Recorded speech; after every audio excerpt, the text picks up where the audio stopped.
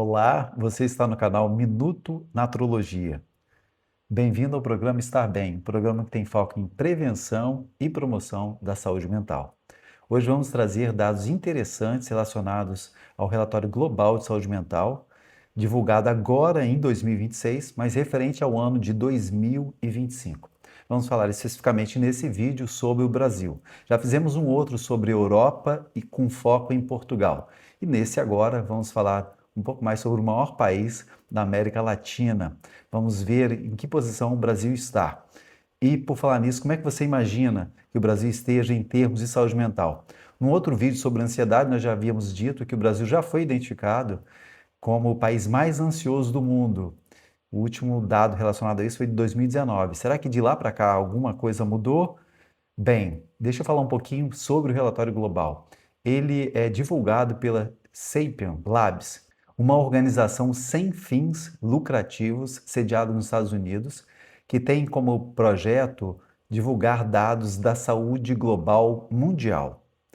Então, eles trabalharam no último relatório com 85 países e desses 85 países eles avaliaram 47 aspectos diferentes.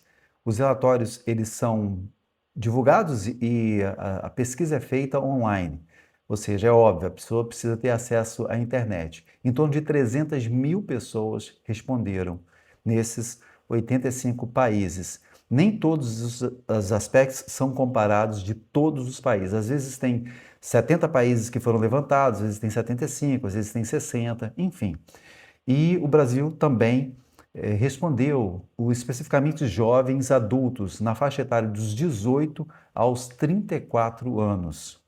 Então, o Brasil, de uma forma em geral, ele está nas últimas colocações do relatório.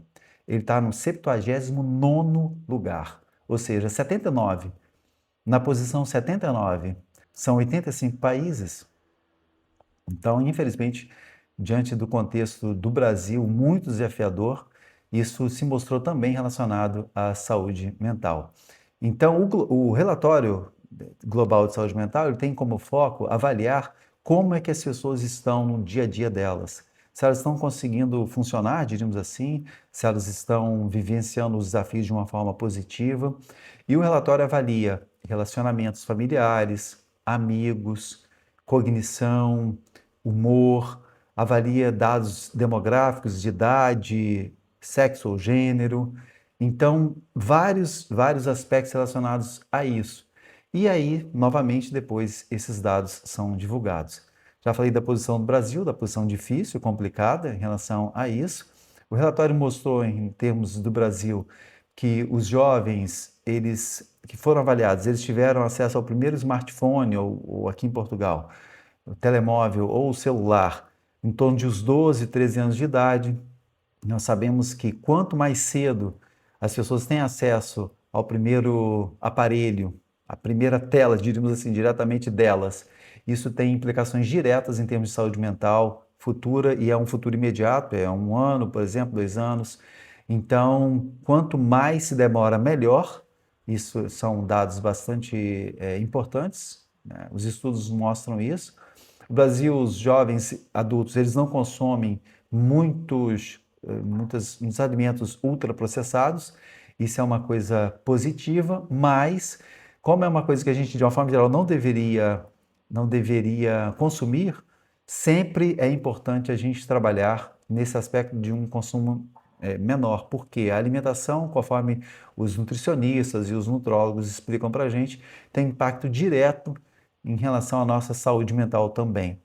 O relatório não diz porquê, mas os dados relacionados à espiritualidade não foram levantados no Brasil, não foram identificados, então não sabemos como é que está isso.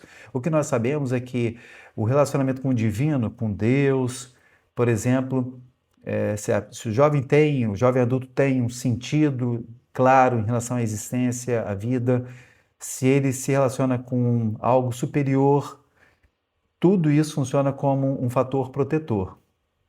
Então, isso é um dado importantíssimo. Então, a espiritualidade, ela vem como um aspecto positivo, em termos de saúde mental também.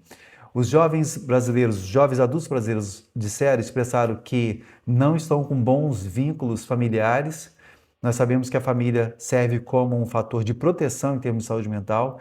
Então, se esses vínculos não estão bons, é óbvio que, de alguma forma, isso interfere negativamente na saúde mental dos membros daquela família.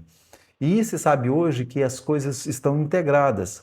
Por exemplo, citei há pouco a questão da alimentação. No outro vídeo que nós fizemos, você pode buscá-lo aqui.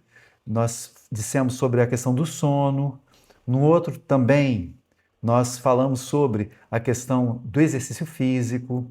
Então, esses aspectos todos são relacionados juntamente com relacionamentos familiares, juntamente com questões sociais, interações sociais. Então, tudo isso interfere de uma forma positiva ou negativamente em termos de saúde mental. Voltando para a questão da família, é importantíssimo que seja buscado algum contexto específico para que as famílias se tornem mais funcionais ou elas trabalhem, né, diríamos assim, trabalhem entre aspas, no sentido de melhores relacionamentos.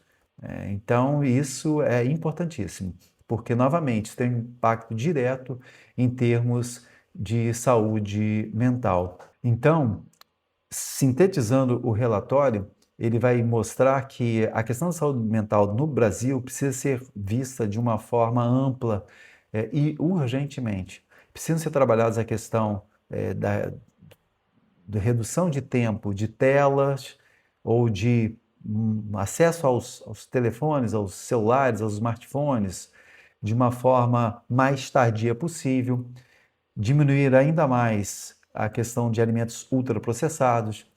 A questão da espiritualidade nós não sabemos, mas o que nós sabemos, como é que está em relação ao Brasil, porque o relatório não levantou esse dado, mas nós sabemos que serve como um fator de proteção, então isso também precisa ser pensado. A melhora dos vínculos familiares, isso também é importantíssimo. Então a pergunta que fica é o seguinte: será que tipo de ambiente nós estamos oferecendo para os jovens adultos em termos de saúde mental, em termos de sentido de vida, de equilíbrio emocional e de relações saudáveis? Então fica aí o desafio para que nós levemos para a nossa vida particular, privada, tais informações no sentido, claro, de buscar melhorar todos esses aspectos. Me chamo Marcos, sou psicólogo, neuropsicólogo, mestre em saúde mental e atualmente doutorando em neuropsicologia pela Universidade de Coimbra. Se você gostou desse conteúdo, comente, curta e compartilhe, porque isso vai fazer com que o YouTube ofereça tais conteúdos a mais pessoas. E lembre-se, emocional melhor, vida melhor. Portanto, cuide-se. E até o nosso próximo vídeo. Então, você achou que havia acabado, né? Não. É essencial falar sobre os dados relacionados à África subsaariana ou subsaariana. Países como Zimbábue, Quênia, Nigéria, tem mais dois, a Tanzânia, Gana. Então, os dados mostraram que eles estão com índices de saúde mental muito melhor do que na Europa, também Portugal e também em relação ao Brasil. Então, é essencial a gente refletir sobre isso. Por que que os jovens de países subdesenvolvidos estão com índices melhores de saúde mental? Na verdade, bem melhores. Países da África subsaariana. Nós sabemos que a África tem os seus paradoxos, os seus complexos também, de diferentes formas.